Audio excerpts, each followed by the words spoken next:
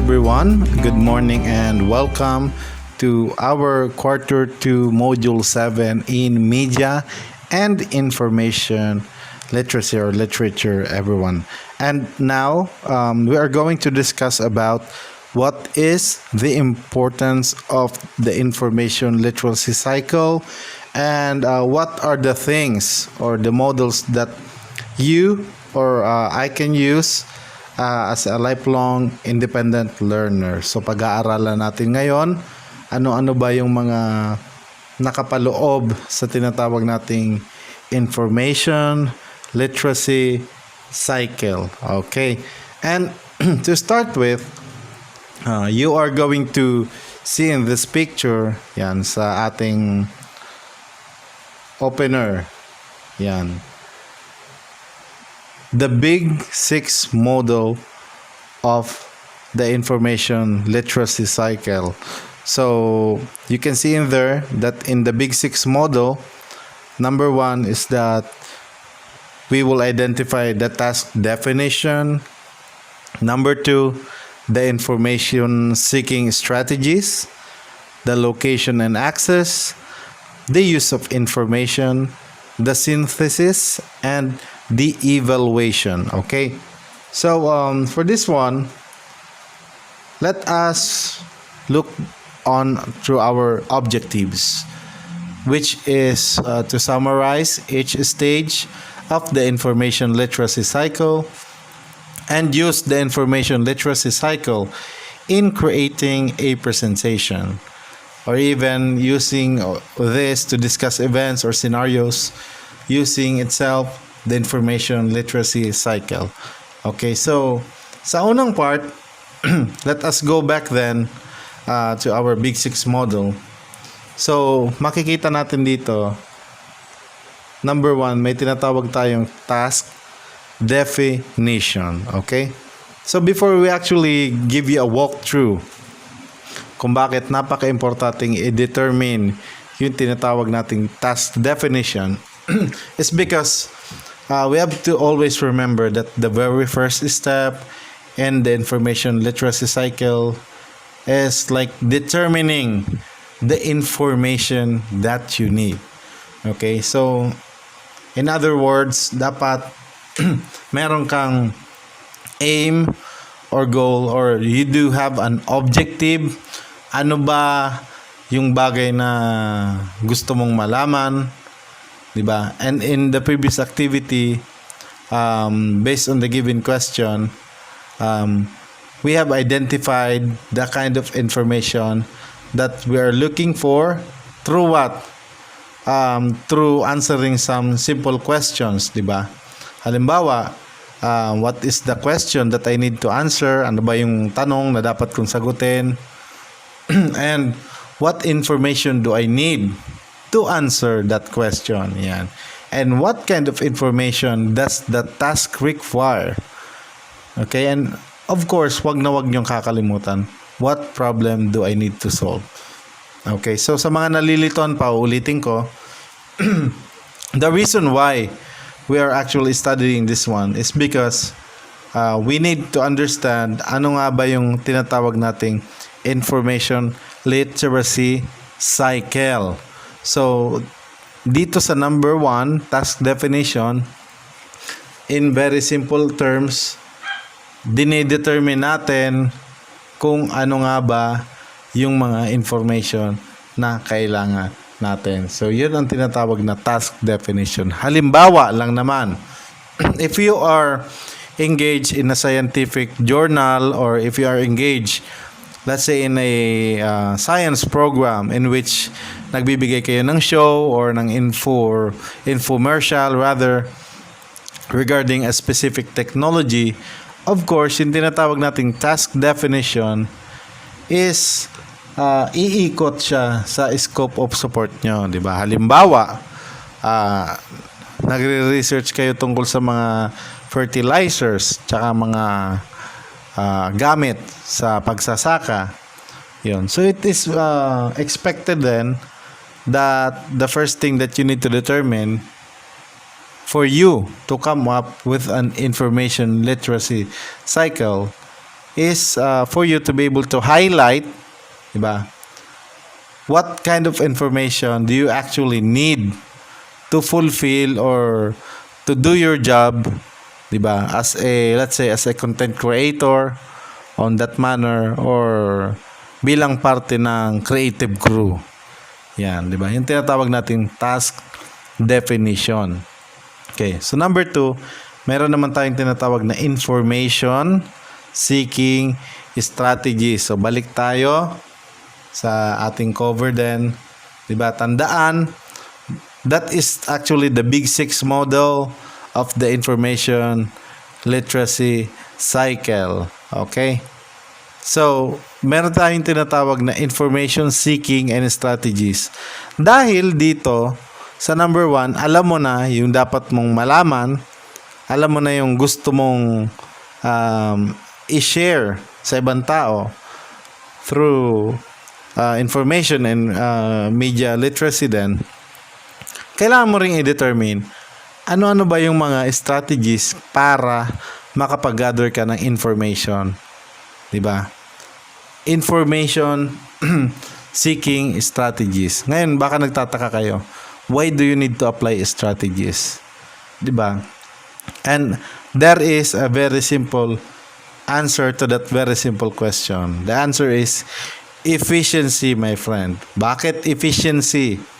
Remember, when we talk about efficiency, it tackles about the amount of work that you have done over a certain period of time. So, ibig sabihin pala, class, no matter kung gaano ka, let's say, gaano ka kagaling, halimbawa, nasa production crew ka, mag-edit or maghanap, diba, ng magiging topic nyo or mag-come up with a content creation, diba, no matter kung gaano kagaling, if you don't do it on time, if you don't follow your certain timeline for your specific job, wala rin pong kwenta ang lahat ng yun. Bakit? Because you need to strategize everything. Why? Because in a matter of time, and preferably as soon as possible, that kind of information must be disseminated, di ba? Halimbawa, if you are part of a media team, papayag ba kayo? Binabalita na ng kabilang istasyon, kayo ini-edit nyo pa lang. Diba? Pero ang output, mas maganda sa inyo. Diba? But the catch is, may mas naunang nag-broadcast sa inyo. Diba? So by impression, nahuli pa rin kayo sa pagbabalita. Yan. So that's why, in aid of information seeking and in lieu of information seeking itself, you have to really strategize. Because, let's take this in consideration. This is to look for the information that you actually need. In this step, you must list down, ilista mo daw lahat, all possible sources for your specific topic. Diba? Pwede mong gawin sa internet or sa library, pero let's be practical, diba? Especially nowadays na hindi pa fully recovered ang buong mundo in COVID. It's like the internet is the only final frontier of everything when it comes to processing data, when it comes to processing pieces of information na kailangan nyo for a certain report, diba? After coming up with a list of possible sources, that is the time that you have to stipend everything. You must narrow your list down by selecting the best sources of your topic. Diba? Tandaan, internet is not the only possible source of information. Diba? Minsan, pasyal-pasyalan nyo yung mga bookstore. Yan. Maraming book sale dyan sa paligid-ligid. And you'll be surprised by the amount of readily made, well-edited, well-published na reference books.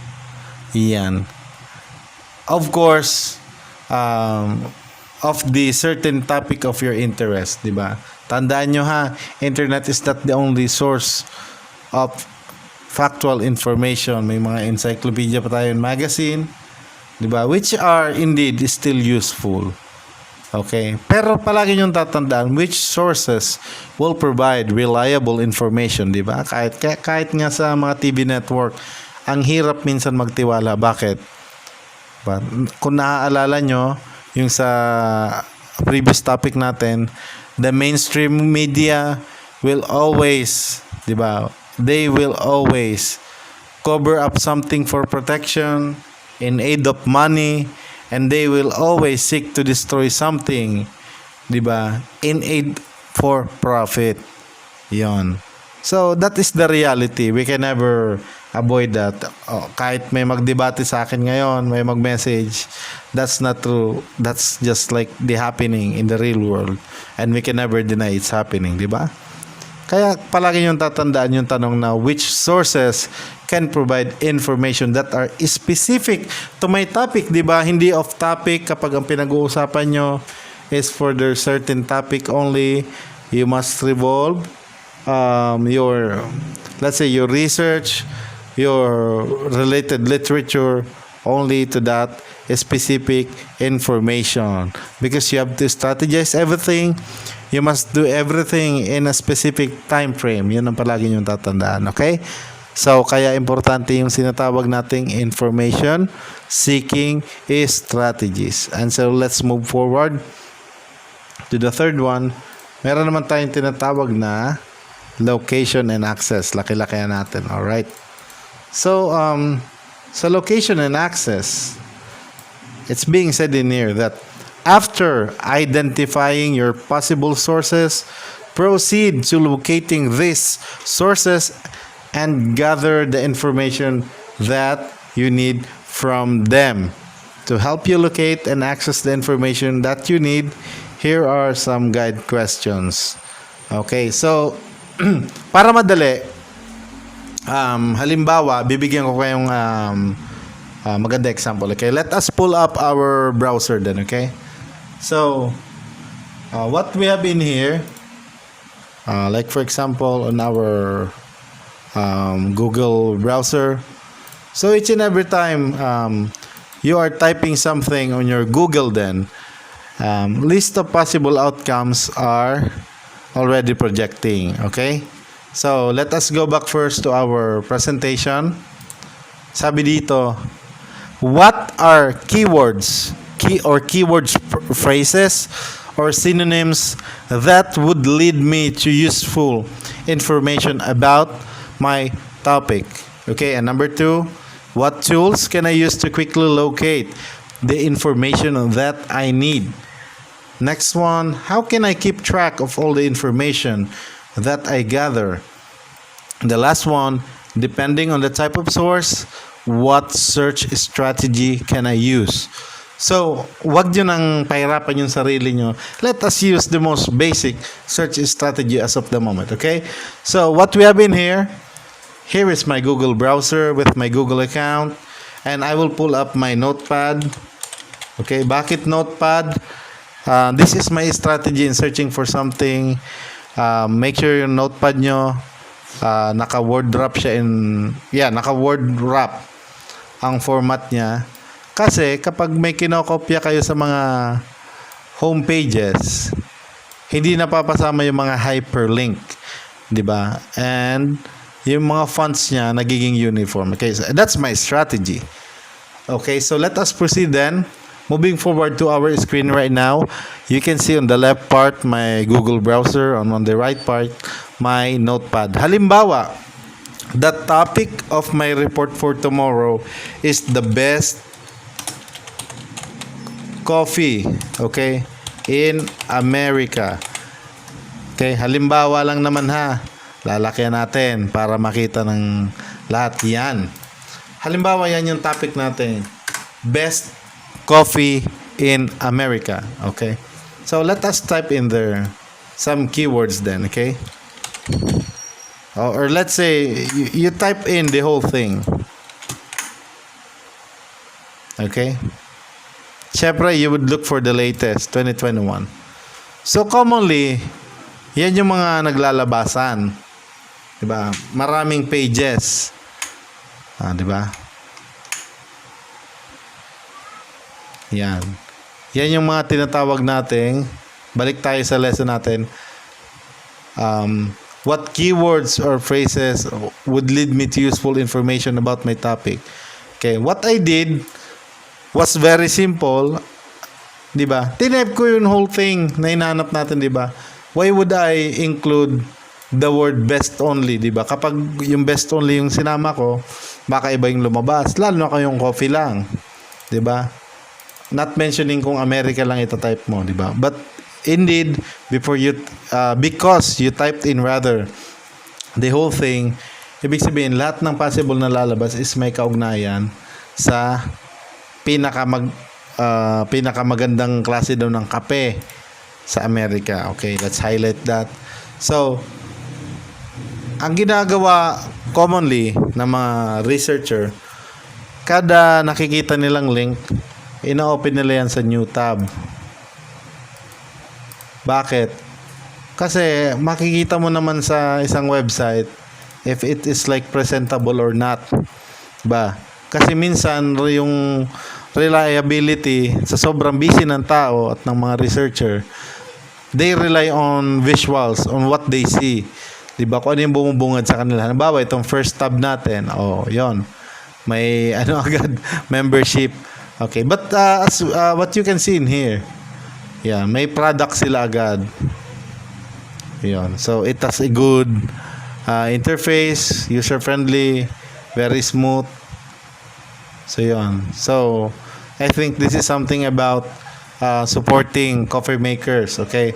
So if I am just looking for the fact that I am looking for the best coffee in America, so hindi ko siya i-consider. Why? Looking at the browser itself, it gives me an impression instantly that this is like a drive, or a campaign rather, to support local coffee farmers. So X na natin yan. Yan. Meron naman tayo dito isang page na actually they are welcoming us to coffee and tea. Yan. So dalawa product nila. So you can see in there, ayan, meron silang mga tinda, mga online merchandise. Okay. And meron silang mga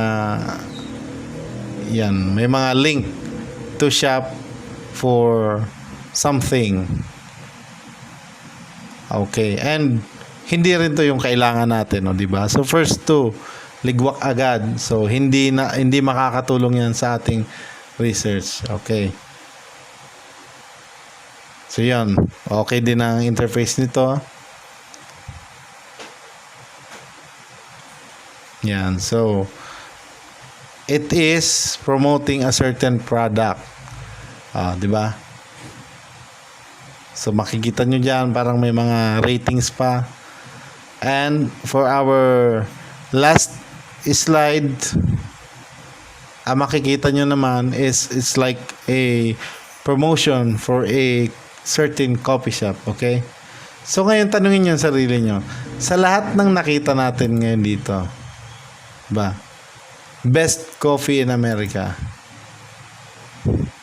yan, lahat sila nag-promote ng certain product, di ba? So it's as if each and every coffee product na i-search mo sa internet, they will boast that they are like the best in town, di ba? Totoo naman, in the name of marketing, gagawin nila yon. Kaya in identifying, di ba? Sabi nga dito, in identifying what tools can I use to quickly locate the information that I need. So you have to be very familiar with how the Google is being set up then, okay?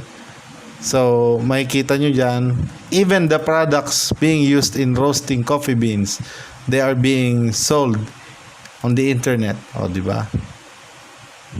Pati yung produce mismo nila.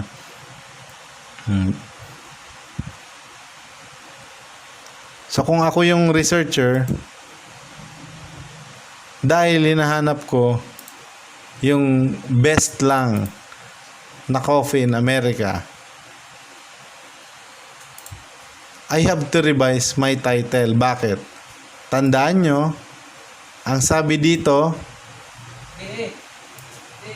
okay, what keywords or phrases or synonyms, di ba, would lead me to useful information about my topic, di ba? So, ang ginagawa ko diyan, halimbawa lang naman, to catch more attention, if I would be the researcher then, hindi ko basta-basta ipe-present sa boss ko itong title na to, di ba? Bakit? Kasi I will justify, if I will tell that this is the only best coffee in America, lahat ng products virtually, they will tell that they are the best coffee in America. And having that word density into the on the publication itself online, it will actually be part of the search engine. Okay, pero kung lalagyan mo halimbawa, ito yung most common na ginagawa nila, nilalagyan nila ng scale, halimbawa top 10, yan, top 10 best coffee in America. Okay, number 4, yung tinatawag nating use of information. Okay, so nakita nyo kung gaano komplikado yung process ng number 3. Bakit? Sa location and access pa lang, you have to do away, number 1, yung mga tinatawag nating clickbaits. Diba? Yun yung mga misleading sites sa internet. And number 2, you have to be aware that sometimes a certain site can be very overwhelming, na nawawala na kayo sa focus, di ba? Hinahanap nyo kape, pinakamagandang uri ng kape, di ba? A typical coffee table in the US. Pero ang lumabas, di ba, nakarating na sa mga farmers, etc. So kung hindi ka, let's say, creative in paraphrasing your search engine words, your keywords, diba? What will happen? It will lead you to another area of interest. Okay? Which we do not want to happen. Diba? Kaya dito sa number 4, now that you have all of the sources that you need, you can begin narrowing down the information that you have gathered. Initially, it might seem that the sources you gathered are all useful for your topic. But once you go through them one by one, you will notice that some of them are really not helpful or not relevant to your research. Okay? So, very self-explanatory, not reliable, not relevant, etc. The word itself being not means that ideally, if you are on the marketing side of the media itself, di ba? Kung ikaw ay nangangamuhan and you have a boss to impress regarding your write-ups, your articles, your videos, so walang-wala to. Bakit? If I would be the boss, tatanungin ko yung gumawa nito. Masyadong mahaba yan. Imagine, top 10 best coffee in America. Di ba? So, let us proceed. Ayan, malapit na tayo matapos. On the synthesis. Now, this is the second to the last step on the Big Six model. Okay, and wherein you must decide how to organize and present the information that you've gathered. Yan, napaka-importante po niyan. Bakit? Because your topic outline will depend on the format that you actually choose. And you are going to write a research paper, even a PowerPoint presentation, or create a video essay. So, make sure at palaging tatandaan, always focus on the message that you are trying to convey. Hindi ba? Hindi paliko sa kaliwa, paliko sa kanan ang topic. Kung ano yung pinaka-pinupunto ng topic, take time to speak it out loud to your audience. Take time to partner up it with body language so that you would be more credulous in a sense.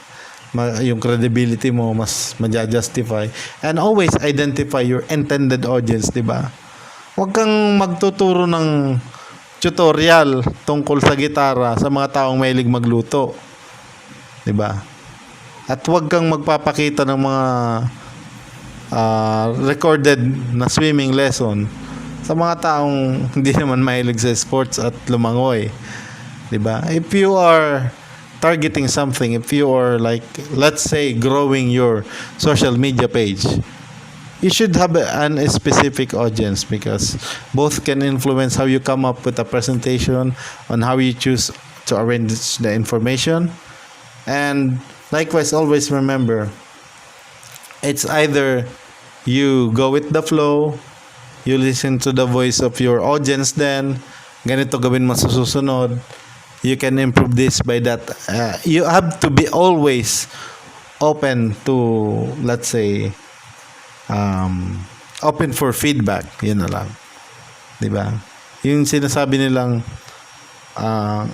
constructive criticism and let's say mga type of criticism na minsan hindi naman constructive, di ba? It's really up to you to consider revising something, or the way or the manner on how you do it, because always remember, if you are in the media industry, or if social media is part of your lifestyle and your income, you should really be aware of all the things that you are doing. You should really be careful of all the things that you are coming up. Diba? Kahit nga yung mga sinishare post nyo, it somehow reflects your character as a person. Diba? Somehow, it does. So, kaya, focusing on the message that you're trying to convey then will help you shorten your presentation. And in the evaluation part, like being as the final and last step, you must evaluate all the steps that you actually understood and focus on those which you can improve. Yan. So, doon napapasok din. Halimbawa, gumamit ka ba ng bagong tools or methods, 'di ba?